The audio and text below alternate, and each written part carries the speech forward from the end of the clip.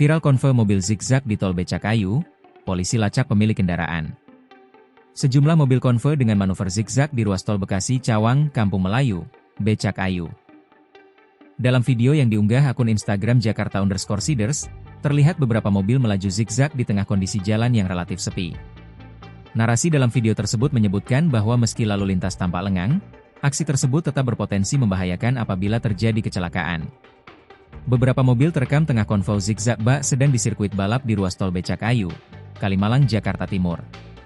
Meski jalanan terlihat lengang, namun aksi tersebut dinilai membahayakan pengguna jalan lain yang melintas di kawasan sama, tulis keterangan akun Jakarta_Siders.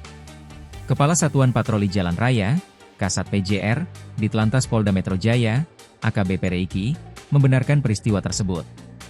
Saat ini, polisi masih melacak kendaraan yang terlibat dalam aksi tersebut. Sementara kita lacak dulu keberadaan sesuai alamat dan kita datangi apabila sesuai dengan alamat yang tertera di STNK, tutur Reiki saat dihubungi kompas.com, Kamis, 5 Maret 2026. Petugas akan memberikan teguran agar tidak kembali melakukan manuver berbahaya di jalan tol. Apabila dapat nanti kita berikan teguran lisan agar tidak melakukan manuver-manuver yang bisa mengganggu pengendara lainnya yang akan mendahului, kata dia. Download Tribun X sekarang. Menghadirkan lokal menjadi Indonesia.